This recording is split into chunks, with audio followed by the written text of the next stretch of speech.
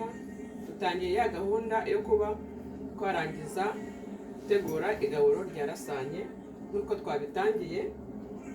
Hano za mboga twateguye ngizi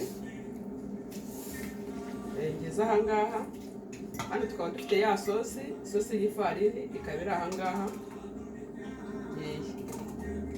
urabona itari kugaragara neza ahari.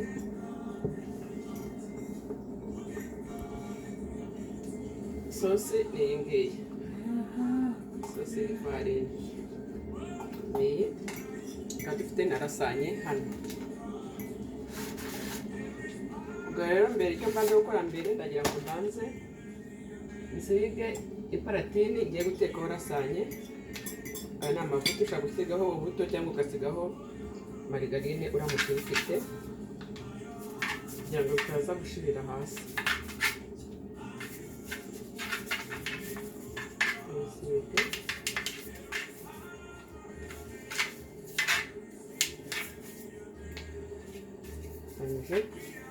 Gusiga iparatini. Murabona iparatini yanjye ko isize amavuta.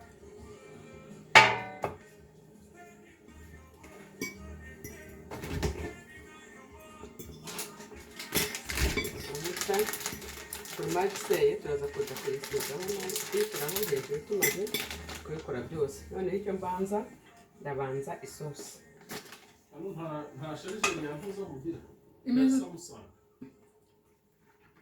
Dushyiraho isosi.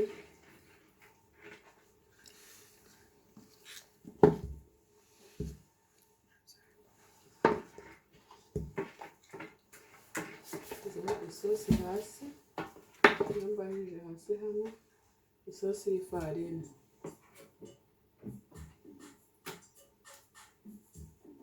Urabona ko ari isosi y'ifarini gushyiraho. Noneho nyuma yo kuyishyiraho ndakurikizaho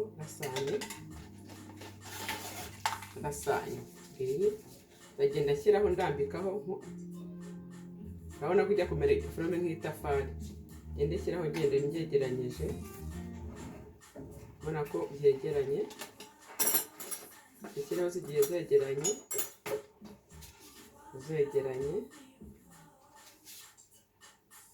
ndagerageza kugenda nzegeranye.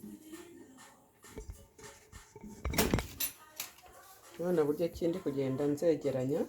Uyu ni umurongo wa mbere nakoze, ndi ku murongo wa kabiri. Uyu ni uwa kabiri.